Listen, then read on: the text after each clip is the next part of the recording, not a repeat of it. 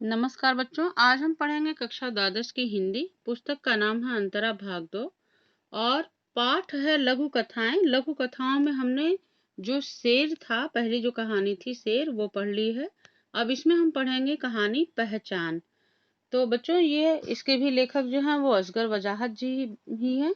और चित्र में आप देख रहे हैं कि एक राजा है, बहुत ही चालाक है और वो तरह तरह के नियम कानून अपनी प्रजा के लिए निकालता रहता है।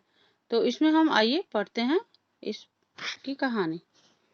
पहचान कथा का जो सारांश है बच्चों, वो इस प्रकार है कि प्रस्तुत लघु कथा में राजा को बहरी, गूंगी और अंधी प्रजा पसंद आती है, जो बिना कुछ बोले, बिना कुछ सुने और बिना कुछ देखे उसकी आज्ञा का पालन करती रहे। कहानीकार ने इस यथार्थ की पहचान कराई है। भूमंडलीकरण और उदारीकरण के दौर में इन्हें प्रगति और उत्पादन से जोड़कर संगत और जरूरी भी ठहराया जा रहा है। किसी राजा ने आदेश दिया कि उसके राज्य में सब लोग आंखें बंद रखेंगे। क्यों? ताकि उन्हें शांति मिलती रहे। राजा की आज्ञा अनिवार्य मानकर लोगों ने वैसा ही किया। आंखें बंद कर काम करने से काम अधिक तथा पहले से बेहतर होने लगा। इसके बाद राजा ने कान बंद करके रखने का आदेश दिया, जिससे फिर उत्पादन बेहतर और अधिक हो गया। बोलने को उत्पादन में बाधा मान राजा ने अगला आदेश होंठ सिलवाने के लिए दिया। राजा ने ये कहा कि बोलने से उत्पादन में बाधा होती है, उत्पादन कम होता है, इसलिए लोग अपने होंठ जो है वो सिलवा लें। इसी तरह के और आदेश उन्हें मिलते रहे, जिसे लोग मानते रहे। राज्य अपनी गति से प्रगति कर रहा था, पर सब कुछ लोगों ने अपनी आंखें खोल अपने राज्य की जब कुछ लोगों ने आंखें खोलकर अपने राज्य की प्रगति देखना चाहा, तो उन्हें राजा के अलावा कुछ भी नजर नहीं आया। यहाँ तक कि वह स्वयं को भी नहीं देख सके। तो बच्चों, इसमें इस कहानी में ये बताया गया है कि जब तक किसी भी राज्य की या राष्ट्र की जनता आंख बंद करके, कान बंद करके, मुंह बंद करके कार्य करती रहेगी और अपने अधिकारों के प्रति सजग नहीं होगी, तो वो राज्य तो प्रगति कर सकता है, लेकिन उसमें काम करने वाले जो लोग हैं उनका शोषण होता रहेगा। वह किसी भी तरह की प्रगति नहीं कर सकते। जैसा कि इसमें दिखाया गया है कि जब जो व्यक्तियों ने आंखें बंद कर रखी थी, कान बंद कर रखे थे, होंठ सिलवा रखे थे, उनमें से कुछ का उल्लेख आता है, जैसे खैराती, रामू और छिद्दू इस कहानी में है। उन लोगों ने सोचा कि भाई इतने दिन से हम ऐसा कार्य कर रहे हैं, तो जरा आंखें खोल करके देखते हैं कि हो क्या रहा है राज्य में। और जब उन्होंने ये देखना चाहा, तो यहाँ तक कि उनकी स्थिति ऐसी हो गई थी कि वह दिन भर सिर्फ मेहनत करते थे। उनको आपस में भी वो एक दूसरे को नहीं देख पाए। सामने अगर कोई दिखाई दिया तो वो सिर्फ राजा था। तो इस तरह से बच्चों, इस पाठ में लोगों, जनता जो है, जो प्रजा है, उसके बारे में ये कहा गया है कि उसको भी अपने अधिकारों के लिए जागरूक रहना चाहिए। अब इसमें आइए हम पढ़ते हैं कि क्या क्या चीजें हैं पैराग्राफ के अनुसार। तो एक ही पृष्ठ संख्या 128 पे ही सारा इसका भाग है। इसकी कहानी पूरी इसी पृष्ठ पर अंकित है। राजा ने जनता को हुक्म क्यों दिया, इसी से संबंधित जो है वो पैराग्राफ से संबंधित बच्चों यहाँ पे मैंने प्रश्न रख लिए हैं। कहानी मैंने आपको अभी बता दी है। प्रश्नों को बताऊंगा उसी में। कहानी चूंकि छोटी सी है, कहानी के माध्यम से लेखक ने व्यंग्य ही किया है। राजा ने जनता को हुक्म क्यों दिया कि सब लोग अपनी आंखें बंद कर लें? तो राजा ने जनता को हुक्म इसलिए दिया कि सब लोग अपनी आंखें बंद कर लें, क्योंकि ऐसा करने से उन्हें शांति मिलेगी। प्रतीक रूप जो राजा है, वह अपने गलत कार्यों के प्रति जनता को उदासीन रहने के लिए कहता है। भाई, जनता की अगर आंखें खुली होंगी तो वो राजा क्या गलत कर रहा है, क्या सही कर रहा है, वह जनता भी देखेगी। हो सकता है उसके विरोध में वो सर उठाए। इसलिए ऐसे में जो राजा है वो स्वेच्छाचारी होकर के जो भी वो करना चाहेगा, उसको प्रजा नहीं देख सकेगी और ना ही उसका विरोध करेगी। इसलिए राजा ने क्या किया, जनता को यह हुक्म दे दिया कि वह अपनी आंखें बंद करके रखें। आंखें बंद करके रखने और आंखें खोल कर रखने के क्या परिणाम निकले? तो आंख बंद रखने से लोगों को शांति मिली। वे आंखें बंद करके सारा काम करते थे। इसका फायदा तो ये हुआ कि काम पहले की तुलना में बहुत अधिक और अच्छा हो रहा था। जब जनता ने आंखें खोलकर देखी तो उन्हें पता चला कि प्रगति सिर्फ राजा की हुई है, उनकी नहीं।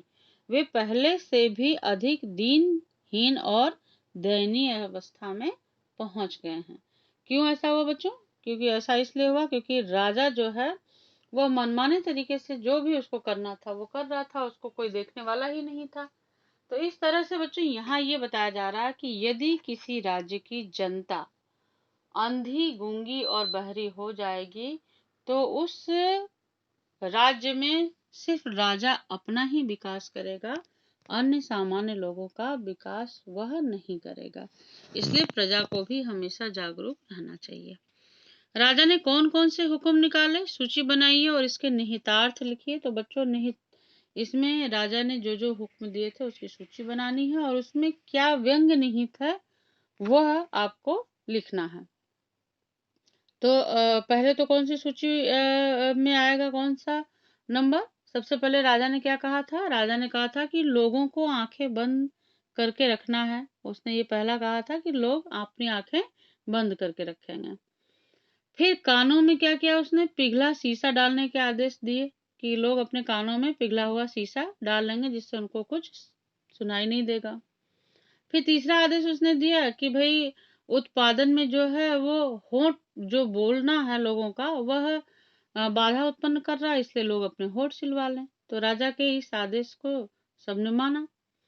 अब उपर्युक्त ये जो सभी आपके आदेश मैंने बताए हैं अभी अभी, उसमें निहितार्थ यह था कि जनता अंधी, बहरी और गूंगी रहे ताकि राजा निरंकुश होकर अपनी इच्छा अनुसार काम करता रहे। प्रजा का काम राजा के आदेशों का पालन करना था।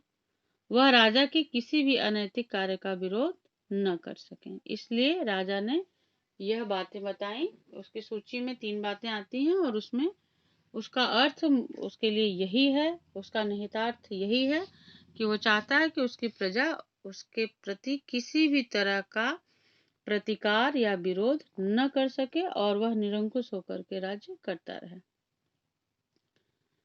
जनता राज्य की स्थिति की ओर से यदि आंखें बंद कर ले तो उसका राज्य पर क्या प्रभाव पड़ेगा, स्पष्ट कीजिए। बच्चों ये आपके इसी कहानी से ही है क्वेश्चन।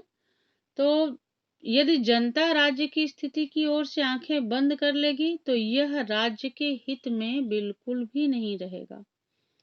राजा और उसके समर्थक प्रजा के साथ मनमाना व्यवहार करेंगे। वे हर तरह से प्रजा का शोषण करेंगे। शाही खजाने को भरना ही उनका एकमात्र उद्देश्य रह जाएगा। वे प्रजा हित की बात करना भी भूल जाएंगे।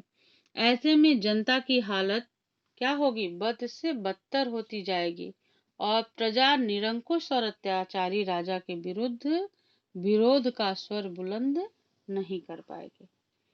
इसलिए राज्य की जनता को, देश की जनता को हमेशा अपनी आंखें, कान और मुंह खुले रखने चाहिए। खैराती, रामू और छिद्दू ने जब आंखें खोली तो उन्हें सामने राजा ही क्यों दिखाई दिया? मैंने बताया था आपको कहानी में कि जब ये सब आदेश दिए गए तो फिर राज्य की तो प्रगति हो रही थी, राजा का खजाना भर रहा था। एक दिन खैराती, रामू और छिद्दू, ये इसी कहानी के पात्र हैं, उनके मन में आया कि भाई जरा आंखें खोल करके देखें तो कि राज्य में क्या हो रहा है। तो जब उन्होंने अपनी आंखें खोली तो उन्हें सिर्फ राजा ही दिखाई दिया। इसका कारण यह था कि उन्होंने राजा के आदेशों का आंख बंद करके पालन किया। ऐसे में राजा की दिन दुनी रात चौगुनी उन्नति हुई, पर उनके बारे में राजा ने कभी सोचा ही नहीं। राजा ने ये नहीं सोचा कि भाई जिसकी वजह से मैं बढ़ रहा हूँ, मेरा राजकोष बढ़ रहा है, मेरी प्रगति हो रही है, उनके हित के लिए भी मैं कुछ सोचूं। यानी कि जो उनकी प्रजा थी, जो जनता थी, जो मजदूर थे, उसके लिए राजा ने कुछ भी नहीं सोचा। वह सिर्फ स्वार्थी होकर के अपना खजाना भरता रहा और जो काम करने वाले लोग थे उनकी स्थिति बद से बदतर हालत में पहुंच गई। ऐसे में उन्हें सामने राजा ही नजर आ रहा था और कोई दिखाई नहीं दिया। तो इस तरह से बच्चों इस प्रश्न के सभी के उत्तर आप अपनी कॉपी में लिख लीजिएगा और पाठ का जो लघु सारांश है वह भी अपनी कॉपी में लिख करके और इसको याद करिएगा। धन्यवाद।